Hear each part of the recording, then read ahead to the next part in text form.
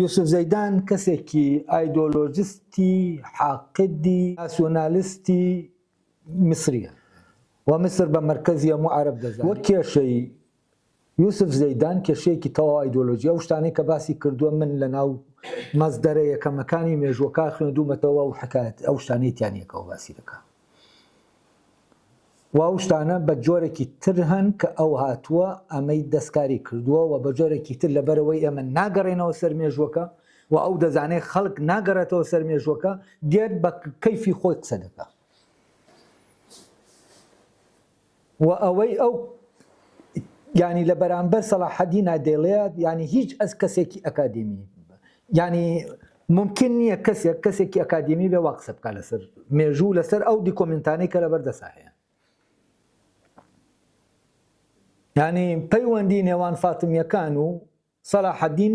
پەیوەندیەکە لە ئاستێکی زۆر بەرزایە. و قازی ئەفزەل هەیە کە تا ئێستاشی نەکانی ماوە قازی ئەفزەل لەگەڵ سەلاحەدینە سەلاحەدین دەڵێ بە شمشێرەکەی منە میشە نەکرا بە قەڵەمەکەی قازی ئەفزەل کرا. باشە قازی ئەفزەل بەل لەوەی ئەسڵەن سەلاحەدین بچێتە ئەوێ قازی بووە لە ناو کۆشکی خەلیفەی فاتمیە و ئەو حکمەکانی دەرکردووە و ئەو ینی عەقڵی خەلافەتەکە ئەو بووە و ئەم پیاوە ینی خۆشەویستیەک نەگەر هاوڕێیەتێکی زۆر قوڵ لە بینیانە هەیە و قازی ئەفزەل لە دوای ئەوەش کە خەلافەتی فاتمی نامێنێ ئەو هەر لەگەڵ سەلاحەدینە دەمێنێتەوە. مێژوونووسێکی شیعەی تریژەیە کە ئەو کەسێکی شیعەیە سونەکان باوکو عایلەکەیان دەردەکەن ئەویش لە مێژووەکەی خۆیان زۆر زۆر بە ئیجابی باسی سەلاحەدین دەکات و وەکو کەسێک کە ئەو تەعەسسوبی تیان نییە وەکو ئەوانی تر وەکو نورەدین زەنکی تەعەسسوبی تیان نییە. و سەلاحەدین خۆمان نەفرەتی لێ دەکەین، تورک نەفرەتی لێ دەکات لەبەر زەنکەکان، عەرەب نەفرەتی لێ دەکات چونکە پێی وایە خەلافەی عەباسی لە دەستی فاتمی لە دەستی و کۆتایی پێ نهات، عەباسیش لە دەستی و کۆتایی پێهات. باشە لەولاوە توچوزانم هەمووی وەکو دوژمنێک سەیری دەکەن. ئەوروپیەکانیش زۆربەیان لەسەر ینی جارە فەڕەنسیەکان دەرچینیان هەیە وەکو بڵێ حکایەتیان هەیە ئەسڵەن دالکی ڕیچارد حکایەتێک هەیە کە عەلە ئەساس عاشقی سەلاحەدین بووە و ئینێکی لەو بابەتە دروست دەکەن و داستانی لەسەر دروست دەکەن کە ئەمە دوژمنەکەیانە. باشە و سەلاحەدین لە ناو مێژووەکەی کە خوێندوومەتەوە من عادەتەن دەگەڕێمەوە بۆ مەرجەعەکان ینی ئەو کتێبەی کە کتێبانەی کە لە کاتی سەلاحەدینە نووسراوە و دوای ئەوە کتێبەکانی تر. خەلدون ابن خەلدون کەسێکی ینی وەکو بڵێ ئەو مێژوو نووسەیە کە نەگەر مێژوو دەنووسێتەوە تەفسیری مێژوو دەکات و ئەویش یەکێکە لەوانەی کە من لە مەرجەعەکان کە لە گێڕانەوەی باسکردنی فەتەی سەلاحەدینە پشتم پێبەستووە. لەبەرەوە ئەوە یوسف زەیدان دێڵێ ئەوە تەنها لە خەیاڵی یوسف زەیدان هەیە، ئەمە لە ناو سەرچاوەکانە نییە و لەبەر ئەوە ئەمە وێنەیەکی عەرەبیە کە عەرەب بۆ سەلاحەدینی وێنا کردوێتەوە و ئاتووە فرۆشتێتەوە بە ئێمە و ئێمەش لە وێنەکەی ئەوە سەیری سەلاحەدین دەکەین. و مەسیحیەکان دەیکەن بە مەسیحی ینی دەڵێن ئەمە کاتێک خۆی سوارێک بۆ یا دەڵێن لای مەسیحیەک ئەم سوار چاکیە فێر بووە و ئەم ئەخلاقە فێر بووە یعنی ئەمە دوژمنەکەیەکی وا دەڵێ. ویلیام سووری هەیە لە دوای ویلیام سووری دانەیەکی تر هەیە واوانە لە ناو مێژووەکە باسی ویلیام سووری هەر لە ناو جەنگی سەلیبیەکان بووە لەو کاتەکە ینی بەرەی دوژمن بووە. باشە وە سەرەتاکانیشە کە بەر سەلاحەدین دەکەون کە دواتر سەلاحەدین دەردەکەوێت بۆ ئەوان چییە ینی و ئەمە شتێکە وەکو بڵێ من لە تەعەسسوبەوە نەیڵێن و منیش وەکو هەر یەکێک لە ئێوە کە باسی سەلاحەدین دەکرا من مشکیلەم لەگەڵیا هەبوو بەس دواتر کە خۆم بەڕاستی چوومەوە سەر تاریخەکەی و لێکدانەوەم بۆ تاریخەکەی کرد و سەرچاوەکان سەرچاو ئەساسیەکانەوە وەرم گرت سەلاحەدین ئەوە نییە کە ئەوانی تر باسی دەکەن و نا ئەوانەی کە بڵێن دیان وەکو بڵێ بەشان و باڵیا هەڵبن بەو مانایە کە ینی لەینەکی ناسیۆنالیستیەوە سەلاحەدین ئاوا و ئاوا چونکە کاتێکە ئەوانش بەشان و باڵیا هەڵدەدەن سەلاحەدین لە شوێنێکەوە وەکو پاشایەکی وەکو ئەوانی تر وێنا دەکەن کە هاتووە داگیرکاری کردووە ئاوای کردووە ئەمە بە ئازایەتی و بە شەهامەت تەسەوور دەکەن. وتصور ئەوانەش بڵێن ئایدۆلۆژیا دین ئیسلامیەکە دەیکات لەوێەوە دەیکات کە ئەم شتێک کە کردوویەتی بۆ ئیسلامی کردووە و لە عومەری کوڕی خەتابەوە فێر بووە. ئەوی تریش ناسیۆنالیستەکە دەڵێ بۆ کورد دەوڵەتی دروست نەکردووە لە کاتێک کار بە دەوڵەتەکەی وتراوە دەوڵەتی کوردی یعنی و ئەسڵەن ئەوەندەی کوردیەتی لە ناو دەوڵەتەکەی سەلاحەدینە دیارە ئەوەندە یعنی چونکە ئەو سەردەمی بنەماڵەکان بووە دەوڵەتەکان بە بنەماڵەکان ناسراون ئەوە عەباسیە ئەوە فاتمیە ئەوە ئەمەویە ئەوە عوسمانیە بەڵام لەو سەردەما ناوی کورد لە پاڵ سەلاحەدینە هێن دەکرێت و ڕاستە پێی دەڵێن سەردەمی ئەیوبی بەڵام ناوی کوردیش لە پاڵی سەلاحەدینە هەیە ینی وەوە سەردەمێکە کە فعلەن وێنای کورد دەگۆڕێت لە لای ئەوانی تر وە سەردەمێکە ئەمە هەر سەلاحەدین نییە کە من لێەوە دەڵێم بوژانەوەیەکی گشتگینە ینی بوژانەوەیەکە و ڕەنسانسێکی کوردیە لەو کاتە ڕوو دەدا و ئەمە لە هەموو مەجالەکانی ترا هەروایە فەلسەفەی ئیشراقە لەو سەردەما پەیدا دەبێت و ئەمە شتانێکە من ئەس دەکەم ئەوەی کە وەرمان گرتووە زۆر گرنگە بەڕاستی بگەڕێنەوە بۆ سەرچاوەکان و بگەڕێنەوە بۆ سەرچاوە نزیکەکان کە لەو فترا نووسراون ینی چی هی شیعەکان چی هی فاتمیەکان خۆیان یا هی غێری فاتمیەکان ئەمانە گرنگە من بەڕاستیەوەی دێڵم لەو سەرچاوانەوەی دەڵێ من لە خۆمەوە سەلاحەدین من کەس ناکەم بە پاڵەوان و کەس هین نییە ینی من وەکو مەشاعر شت ناکەم ینی بیل لەوە دەکردەوە ئەم پیاوە چۆن ئەم شتانە دەکات ینی ئەوەی بۆ من گرنگ بوو ئەو عەقڵی ئەم پیاوە چۆن ئیش دەکات لەو وەرسوکەوتەی کە دەیکا هەرسوکەوتەی کە دەیکا کە هیچ تەوەقع ناکرێت کە ئەو وارسوکەوت بکات تۆ لە جەنگابی ئاوا بکەیت بۆ نمونە لە جەنگابیت کژمەلی کراوە مەلیکەکە لە دەستی توایە تۆ بە ئاسانی مەلیکەکە بدەیتەوە بە بەرامبەرەکەت سەبەیەک کۆگەلێک کە بتوانێت دەوڵەت دروستکە ئەمە بە هیچ شێوەیە وجودی لە ناو سەلاحەدینە نییە یعنی هەر خۆیشی خۆی خێزانێک کە جارێ ئەوە دەبێ عەشیرەتێک بێ کۆمەڵە عەشیرەتی تر کۆمەڵی خێڵی تر بخوا ئەتا ئەو عەسەبیەتە دروست دەکات و تیۆرەکەی خەلدون ئەوەی هەموو ئەوەی پێدەخوێنێتەوە تا سەردەمی خۆی هەیە یعنی دێ بە زۆر عەشیرەتێک دروست دەکات بۆ سەلاحەدین بۆی تیۆرەکەی غەڵەت دەرنەچێت و تیۆرەکەی ئەوەی سەلاحەدین ناخوێنێتەوە لە ڕاستیە و تۆ هەر ناتوانانی بیخوێنیتەوە هەر لە نەک ئەو ئەیوبی باوکیشی ینی کاتێک کە ئەیوب دێ عیمادەدین زەنکی ڕزگار دەکا کە حساب کە دوژمنی خۆیەتی چونکە توە ئینقلاب بکەن بەسەر خەلیفە و ئەویش لە تکریتە سەر بە خەلافەتی بەغدایە باشە لەو ئینقلابا کە دانەوێ ئینقلاب بکەن و شوێنی عیمادەدین زەنکی دەکەون ئەیوب لەو بەری لە تکریتەوە لەوێەوە بەلەمیان بۆ دەنێرە ڕزگاریان دەکا و لەسەر ئەمە بە دەرکردن دەدرێت لە تکریت وەگەر عەسەبیەتی هەبوایە ئەو بەشێک بواە لەو عەسەبیەتە سیستەمی عەسەبیەتە ئەمەی نەدەکرد نورەدین زەنکی دەکوشت بۆ ئەوەی دەسەڵاتەکەی زیاتر بێت بۆی پلەیەکی تر سەریخەن بۆی بەرەبەرە سەرکەوێ زیاتر سەرکەوێت هەتا دەبێتە سوڵتانی خەلیفە ئەیوب ئەمەی نەکرد و بیرم لەوە دەکردەوە باشە ئەیوب لەکوێوە بۆ ئەمەی نەکرد چیەوە لە ئەیوب دەکا کە عیمادەدین زەنکی ڕزگارکە کە حساب کە دوژمنی ئەویشە چونکە ئەو سەر بە خەلیفەی بەقایە باشە ئەمە گاڵتە نییە ئەمە کە تۆ تەکید دەزانی کە مەسیرت زۆر زۆر خراپ دەبێ بەڵام لای تۆ دەبێ ئەم کەسە ڕزگار بکرێت و ئەمە لە ناو سەلاحەدینانە لە ناو ئەیوبی باوکیشیا هەیە و باوکی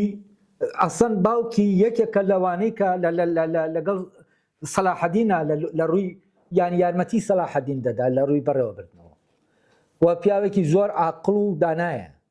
و ئەمە جۆرەکە لە عەقڵیەت کە لە ناو ئەو بنەماڵا هەیە و ئەو عەقڵیەتە کوردیەیە ئەو بەو نظامە ئیش دەکات بەو لۆجیکە ئیش دەکات یعنی بەل لەوەی سەلاحەدین ببێ بە سەلاحەدین لە میسرا بێت ئەو کاتێک کە ئەوان لە خوارەوە بوون لە تکریت بوون بەرپرسی قەڵای تکریت بوون ئەیوب وای کرد ئەمە بەچی لێک دەدەیتەوە و حکایەتێکی تر هەیە کە لەبارەی ئەوەیە کە چوزانم ژنێکە پەلامار دەدرێت کە شێرکۆ على ئاساس ئەو حرەسی قەڵاکەی خۆی کە پەلاماری دەدا حرەسەکە لەسەر ژنەکە دەکوژێت و لەسەر ئەوە ڕوودەدا بەهرۆز کە بڵێن ڕەفیقی باپیرەی بۆ شادی بووە بە بۆنەی شادیەوە ئەیوب دێت بەرە و تکریت و ئەوانە لە باکوورەوە بەرۆز پێی دەڵێت دەبێت دەرچن چونکە من ئەگەر شێرکۆی برات ببینم لەوانەیە تووڕە بم چونکەوە دۆستێکی نزیکی من بووە و کوشتێتی یعنی کە تۆ دێیت حکایەتەکان تەحلیل لێک دەدەیتەوە شی دەکەیتەوە دەزانی ئەم نظامە نظامێکی ترە ئەو نظامە نییە کە ابن خەلدون تیۆریزەی دەکا و تیۆرەکەی کە تیۆری عەسەبیەتە بەپێی ئەو تیۆرە هەموو دەسەڵاتەکان لێک دەداتەوە کە هەیەوە فعلەن ئەو دەسەڵاتانە بەپێی ئەو تیۆرە لێک دەدێتەوە هەر وەکو چۆن تیۆرەکەی گێلنەر بۆ ناسیۆنالیزم دەتوانێت زۆرێک لە دەوڵەتەکانە لەناوە کتێبە بچووکە لێکدانەوە بۆ زۆرێکیان دەکا بەس کە دێتە ناو کورد لای کورد دەڵێ ئەوەی کە نابێ باسی کە یەک تایتڵی داناوە ئەوەی کە نابێ باسی کەم بۆچی چونکە کێشە ڕێک بۆ تیۆرەکەی گێلنەر دروستەکە و بامان شێوە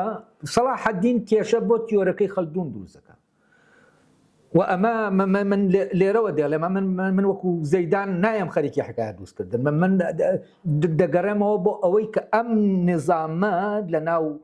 مێشکی ئەم پیاوایە و لە ناو مێشکی باوکایەتی چۆن ئەمە بەرهەم دێنێت چۆن ئینتاجی دەکا نظامەکە نظامی عەسەبیەت نییە ئەو نظامە چییە و ئەو سیستەمە ئەمان سیستەمە دیاکۆ ئینەکانی پێکۆ دەکاتەوە خێڵە فەوزاکە نایهێڵێ لە ناو خێڵە میدیەکانە هەمان سیستەمە و ئەمە ئەو حکمەتە دیاکۆیەیە کە لە ناو سەلاح الدین جارێکی تر دەردەکەوێتەوە و ئێمە کاتێ مشکلەیە ئێمە مشکلەکەمان ئەوەیە یعنی شتەکانمانن مێژوویەکی جوانمان هەیە بەڵام عەرەبێک دێت بۆمان تەفسیر دەکات میسریەک دێت بۆمان تەفسیر دەکات ئەلێرەوە ئێمە لە چاوی ئەوە خۆمان دەبینین لەبەرەوە سەلاح الدین ڕێک خۆمان دەکاتەوە بە دوژمنی خۆمان و ئەو تڕۆهاتەی زەیدان دەیڵێ نییە وجودی نییە لە ناو مێژوەکە وجودی نییە کۆمەڵێ بەکرێگیراوی سوودانی هەن دەیانەوێ ئینقلاب بکەن ئەمە ئیلاقەی بە خەلیفەی فاتمیەوە نییە و هینیش دێنن ینی فرسەت دێنن و ئەم بەکرێگیراوە سوودانیانە کە کاتی خۆی شاور بەکرێ گرتوون بۆ ئەوەی بەرگری لە عینەکە بکە کێشەکە لەگەڵ ئەمانایە ئەمانە دەیانەوێ ئینقلاب لەسەر خلافەتی فاتمی بکەن و ئەوان دەیانەوێ لە عینی کاتا دەسەڵات لە میسرا بگرنە دەست و ینی لە شکاتێکی شایە کە سەلاح الدین لە جەنگایە ئیتر ئەم حکایەتەی هێناوە ئەوەنە کەسی کوشتووە ئەوەنە ینی هەر لە پێش چاوی خەلیفە 12 ساڵە مناڵێکی 12 ساڵە باشە هەر کەس بچێ بە وردی حکایەتەکە بخوێنێتەوە لە ئەوڵەوە تا ئاخیر و ئەمە جەنگە سوودانیەکان دەیکەن لەگەڵ بۆ ئەوەی انقلابە بەسەر سەلاح الدینە لە کاتێکا سەلاح الدین لە جەنگایە بۆ پاراستنی میسر بەس جەنابی یوسف زەیدان دێ ئەمەمان بۆ دەکا بە نازانم چی باشە و کتێبەکانی سووتاندووە کتێبی نەسووتاندووە کتێبەکان دەبەخشێت نایسووتێنین و ئەگەر سووتاندیە و هەموو کتێبی ئیسماعیلێت تا ئێستا ماوە چییە ئیسماعیلەکان زۆربەی سەرچاوەکانیان ماون ئیسماعیلەکان و ئەمە بە لەگەڵ قازی ئەفزەلا دەیکا و قازی ئەفزەل خۆی ئیسماعیلیە باشە خۆی فاتمیە ببوورە و کتێبی فاتمیەکان چۆن ماون یعنی تێکستەکانیان ماون و بیر و باوڕەکەیان ماوە هی هەم ئیسماعیلی ماوە هی هەم فاتمیەکانیش کە خۆیان فەرعێکی ئیسماعیلین باشە یا فەرع دەسەڵات دارەکەی ئیسماعیلەکانە کە ئەیوب دەچێ بۆ میسر خەلیفە عەسەن نایەتە دەر لەناو کۆشکان نایەتە دەر چونکە ژنێکی مقەدەسە نابێ ببینێت و ئەمە ویلیام سووری لە عینەکەی زۆر سەیری باس دەکا کە وەکو وەفدێک دەچێ بۆ لای و باسی ناوەوەی قەسر دەکا کە چۆنە باشە ینی سیستەمێکە لەسەر هینێکی تەواو دامەزراوە ینی وەکو بڵێ خەلیفە سێبەری خوا بێ لەسەر عەرز و ئەوانی تر هێندن ینی فەرمان لەم وەرگرن و خەلیفە کە ئەیوب دێتە دەرەوە بۆ پێشوازیکردنی و پەیوەندی نێوان کۆشکی خلافەت و سەلاح الدین و کە قازی ئەفزەل ئیداری کۆشکەکە دەکات ئەمە پەیوەندیەکی نەگەر باشە زۆر باشە پەیوەندیەکە وخلافة فاطمي همو دەسەڵاتێک بە کۆمەڵی قۆناغا دەڕوا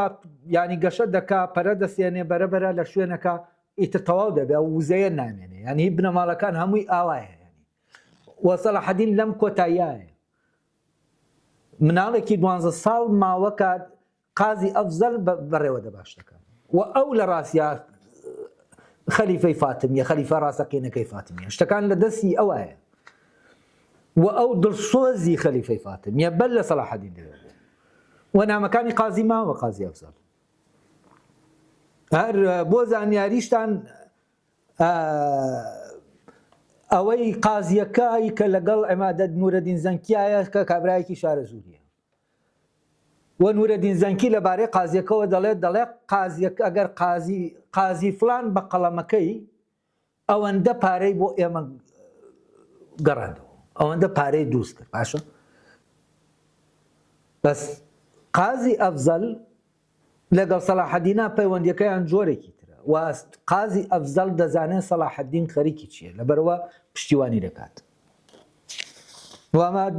باسەکە لە ڕاستیا من لە ناو مێژووە ئەو کورناسی مێژووی ئەوە بە تەفسیل دەچمەوە سەری و قەت حەزم نەکردووە ئەوە بە کورتی باسی کەم بەڵام وابزانم شتەکە بە جۆرێ بوو دەبواە باسی کەمیانی نەمتوانی باسی نەکەم کاتێککە باسی ئەو بۆ چوونانەی مەلا ساڵحی شارە زوریش ئەوانە بەڕاستی بیرکردنەوەیەکی ئەو بیرکردنەوە کوردیە نەگەوان زۆرێکی تریشن کە من ناوم نەیە ناون بەڵام ئەمانە کتێبەکانیان و ئەوەی لێکدانەوەی بۆ ئیسلام کردویانە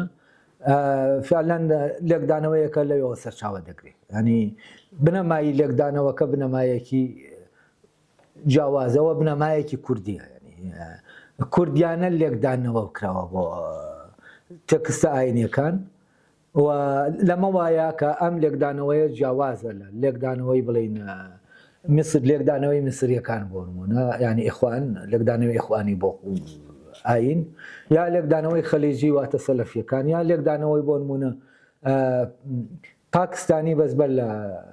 پاکستان ینی یا بڵینە هندی کە محەممەد ئیقبال دەگرێتەوە لەگەڵ دواتریش ئەوە علای مەودودی ئەویش تەسەورێکی ترە بۆ ئیسلام و لەنەوەوانیش عەلی عیزەت بیگۆڤیچ ینی گزارشتە لە لێکدانەوەیەکی ڕۆژ ئاوایی بۆ ئیسلام ینی کە خۆیان هەر موسڵمانن بەڵام نەک موسڵمان بوون هەر ئەوانەی بۆستە موسڵمان بوون خۆیان موسڵمانن و عەلی عیزەت بیگۆڤیچ چەند کتێبێکی هەیە ویش لێکدانەوەیەکی جیاوازی هەیە بۆ ینی ئەم لێکدانەوانە هەموویان جیاوازن لێکداونە و کوردیەکەش ینی من مشکلەکەم ئەوەیە لێکدانەوەکەت هەیە وە کۆمەڵە ینی مفەسیری گەورەت هەیە بۆ ئیسلام کە مەدەڵە مفەسیر هەر بۆ قورئان نا بۆ ئاینەکە بەگشتی ئێمە ئەمانەمان فەرامۆش کردووە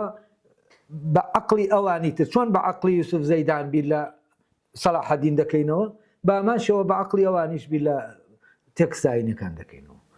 و ئەوەی فیتنەی ناوەتەوە لە ناو ئێمە بەڕاستی ئەو لێکدانەوە غەریبانەیە کە لەگەڵ تەبیعەتی ئێمە نابونجێ و طریقەت کە لێکدانەوەیەکی کوردی بوو بۆ ئاین ئەمە تەبایی و خۆشەویستی و هاوڕێیەتی لە ناو کووردا دروست کرد ئەمە هەموو ینی ئیتنیە کوردیەکانی کردەوە بێت لە ڕاستیا و ئەمە گەورە باشترین بەرهەمی ئەدەبی لێکەوتەوە شۆرشە کوردیەکان هەن لە ڕێگەی ئەم تەریقەتەوە ینی کراوە نەگەر ئەوانەی ناو کورد ئەوانەی دەرەوەی کوردیش خەلیفە هەر مەولانە خاڵیدی نەقشبەندی بوون و لە کاتێکە خۆی ئاینەکە سیاسی نییە کەچی کەسانێکی شۆڕژگەر دروستەکە ینی لێکدانەوەکە سیاسی نییە ڕۆحیە تەسەوفیە کەچی لەولاوە شۆڕژگەر دروستەکە لە بەرامبەر ئیستیعمارێکە کە دێ دەیەوێت خۆی بسەپێنە بەسەرتا ئێمە عەرفانێکی زۆر ینی عەرفانی کوردی عەرفانێکی زۆر دەوڵەمەندە و عەرفانێکە فعلەن ڕوانگەکەشی جیاوازە ئەو ڕوانگە عەرفانیە جیاوازە ڕوانە قورتوبیە مەغریبیەکە ڕوانگەیەکی جیاوازە ڕوانگە خۆراسانیەکە جیاوازە ئەمانە کۆمەڵی ڕوانگە فارسیەکە جیاوازە ئەمانە کۆمەڵی ڕوانگەی جیاوازن لە ناو عەرفانیشە و خەتە عەرفانیەکە کە بە جونەید دەست پێ دەکاوە بابا تایر دوای جونەید ینی کتێبێکێ بە ناوی کەلیمات القوسار بە عەرەبی نووسراوە عین القوزات یا مەدانی شەرحی کردووە و لە جونەید خەڵکی ناوەندە و کوردە جونێت بەسینەکە لە قەبەکەی لەبەرەوەی لە بەغداد بۆ سڕی سەقەتی خاڵیشی ئەویش کووردە و بیرکردنەوەکەشی فعلەن کوردیە ینی بیرکردنەوە سۆفیەکەی و لە دوایەوە بابا تاهێرە لە دوای بابا تاهێر ینی تۆ کۆمەڵی متەسەویفی تری گەورەت هەیە کە لێرە ینی بۆ نمونە عەماری بەتلیسی هەیە عەماری بەتلیسی تقریبان فترەی سەلاحەدینە دوو کتێبی هەیە ینی عەماری بەتلیسی هەتا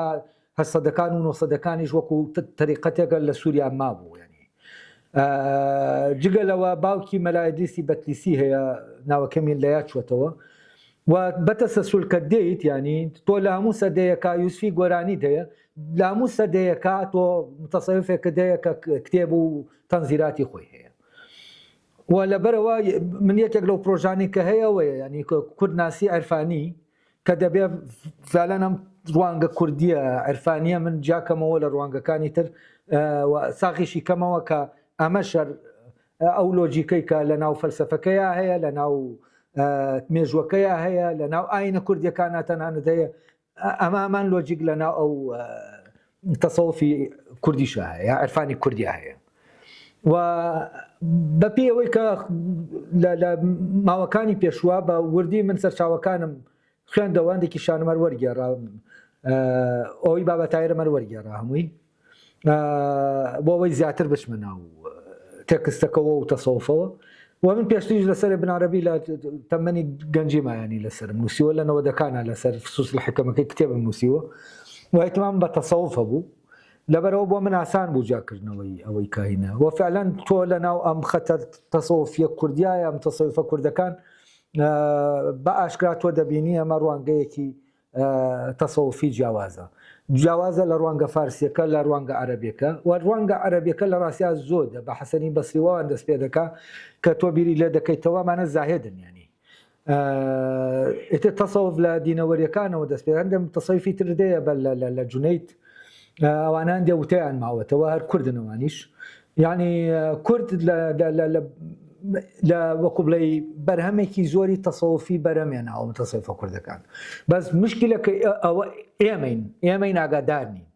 ئێمەین لەبەرەوەی بە عەرەبی نووسراوە دەڵێن ئەوە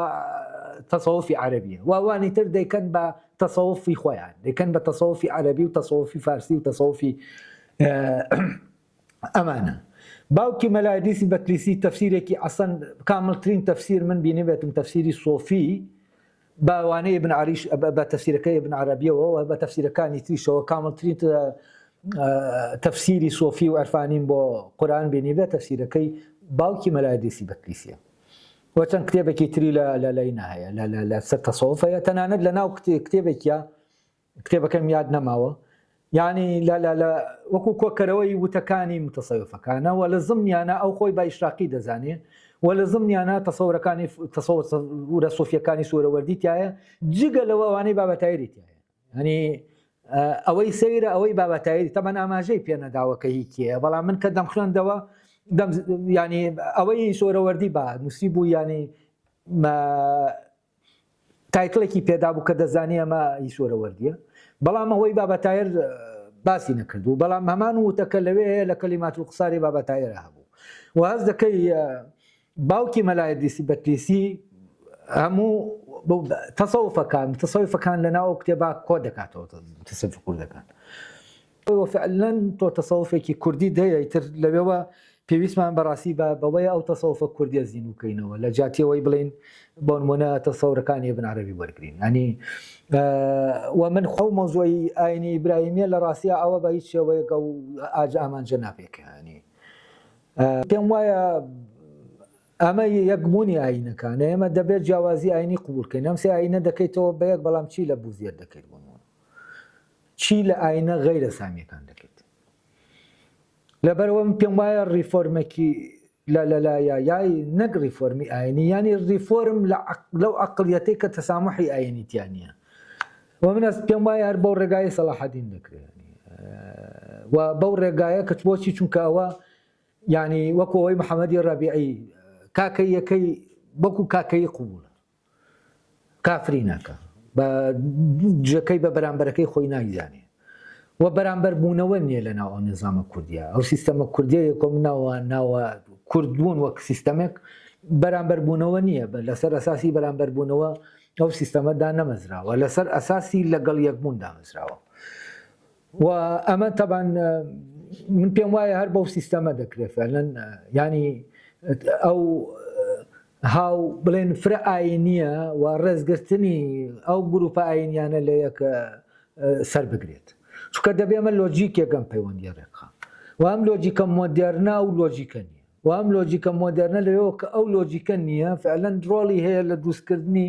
ینی بەرامبەرەکەی کە بەرامبەرەکەی ئیسلامە لەوێ ئیسلامی توندڕە و دروست دەبێت و دەکەوێتە بەرەیەکی مۆراڵیەوە دژی بەرە ئەوروپیەکە مۆراڵە ئەوروپیەکە و ئەم دژبوونە کە جارانیش لە بینی سەلی بێکان کە بە تەعاسوبێکی ئاینیەوە لەگەڵ ئیسلامە عالەمی ئیسلامیە هەبوو هەر سەلاحەدین ئەو کاتە هات لە دەرەوەی هەردوو عەسەبیەتەکە ئەو مەوزوعی چارەسەر کرد لە ڕێگەی ئەو سیستەمەوە لە ڕاستیە و ئەمە من پێم وایە کورد ئەگەر شتێکی ئاوا بکرێت کورد نەکەر پشکی ئەساسی دەبێت کورد لەوانەیە لە کوردەوە مەوزوع دەست پێ بکە ینی وەکو بڵێ کورد ترسی ئەوانی تر لەوە بشکێنێ کە ئەم فرە ئاینیە هەر کەس بەپێی ئاینەکەی خۆی بڕوات ینی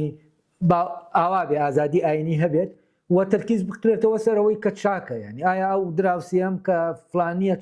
پێکەوە چاکی نیانە ئێتر ئاینەکە ئەوەی کە ئەو بە ئاینی خۆی مەوزوعی محکەمە خوا محکەمە ئینسانەکان دەکات و ئێمە لێرە دەبێت چاک بینەوەی گرنگە چاک بین لەگەڵێکە بەچی چاکین چۆن چاکینەوە بابەتێکی ترە تۆ باینەکەی خۆت چاک بە منیش باینەکەی خۆم چاک دەبن بەڵام هەردووکمان چاکی لەگەڵ یەکتر لەبەرەوە سەلاحەدین هات ئەوانەی کە چاکن لەگەڵ ئەوانەی کە شەڕەنگێز و دەسەڵات خوازن ئەمانەی جا کردەوە ینی جوولەکەیەکی چاک و مسلمانێکی چاک کە شەڕەنگێز نییە و مەیلی بۆ داگیرکاری نییە لەگەڵ مسلمانێکی چاک فەرقیان نییە چونکە ئەمانە لە بەرەیەکن مەزیحەیەکی خراپ و مسلمانێکی متعاسب و جوولەکەیەکی متعاسب عینشتن ئەمانە لە بەرەیەکی ترن ینی خۆ سەلاحەدین هەر سەلیبیەکان شەڕیان لەگەڵ نەدەکرد ینی ئەو لەم شەڕە دەگەڕایەوە لەولاوە مسلمانەکان شەڕیان بۆ دەنایەوە و هجوومیان بۆ دەکرد و نورەدین زەنگی دوو جار محاولەی کردووە هجوومی بۆ بکە ینی جاری ئەخیر دەمرێەوە دایناوە هجوومەکەی بۆ بکات لەبەرەوە سەلاحەدین هەر هینەکان شەڕیان لەگەڵ نەدەکرد ئەوانی تر وەک بۆیە باسی سەلاحەدین دەکەم بۆی تەکید کەمەوە سەر ئەو سیستەمە ینی کە چۆن ئەم پێکەوە ژیانەی دروست کرد ینی سەلاحەدین لەگەڵ ڕیچاردا ڕێک ناکەوێت لەسەرەوەی کە ڕیچارد خوشکەکەی بدا بە عادلی برایی پێکەوە مەسیحی مسلمان فەڵەستین حکوم بکەن بۆچی چونکە جوولەکەکە چی بکە و سەلاحەدین خۆی جوولەکەکان دوایی فەتحی قودس دەیانێنێتەوە بۆ کە ئەمە ماڵی ئێوەشە و کاتێکی بن عەرەبی دێ دەڵێ لە تۆ لە کەنیسەیەکە یا لە فلانە هیندکە یا مەولانا دێ ئەمەیە ئەمە هەر قودسەکە هەمووی کۆ کردەوە ئەو لەوێ ئەمە پێم وایە ینی کورد لەوانەیە بتوانێت جارێکی تر ڕابەرایەتی و تەسامح دینی بکات لەوانەیە بتوانێت ینی ئەگەر بێتەوە وشیاریە بەخۆی پێیاکاتەوە پێم وایە کورد ڕۆڵێکی گرنگی دەبێت ئەگەر لە ریفۆرمێکی ئاوا بکرێت لە ناو دنیا بۆ مۆزوعی ئاین کورد حتمما ڕۆڵێکی گرنگی ڕۆڵی ئەساسی دەبێت لەو بابەتە چونکە تا ئێستاشە لە ناو خۆیان فرە ئاینی پێڕە و کردووە تۆ شیعەت هەیە یارسانەت هەیە ئێزدیدی هەیە ینی تەنانەت من لە کۆنفرانسێک کابووم ینی مەسیحیەک قەشەیەک بۆ قسەی دەکرد لە کۆنفرانسەکە خۆی بە تابعی مەدرسەی شێخ ئەحمەد دەزانی ینی خۆی بە بەرزانی دەزانی لە ڕووی لە کاتێکا مەدرسەی شێخ ئەحمەد مەدرسەیەکی مسلمانەکانە باشە بەس خۆی بە تابعی ئەو مەدرسەیە دەزانی و لە ناو جوولەکەکانیشە هەر وازانم هەمان شت هەیە کە لەوێ جوولەکە و مەسیحی و ئەوانش لەوێ بوون ینی جۆرێک لە تەسامح پەیڕەو دەکرێت لە ناو کووردا ئەمە هەیە ینی لە ناو ینی ئاین بەو شکڵە دەبینێ لەبەرەوە گیان بینی بۆ ئاین جیاوازە لەبەرەوە پێم وایە فعلەن بەڵێ دەکرێت کورد بەشداریەکی باشی هەبێت لەو ریفۆرما